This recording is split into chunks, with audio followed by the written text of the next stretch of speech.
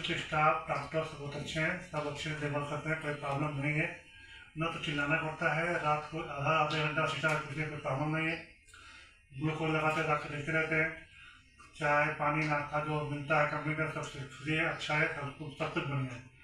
यहाँ पे सब कुछ बहुत अच्छा से अच्छा है, कुछ प्रॉब्लम नहीं है किसी को, कोई भी आके अच्छे से रह सकता है। यहाँ पर ट्रीटमेंट अच्छा होता है, डॉक्टर आते रहते हैं, सिस्टर विस्टर बहुत अच्छे हैं, कोई उल्टा पहले बातें करता प्रॉब्लम नहीं।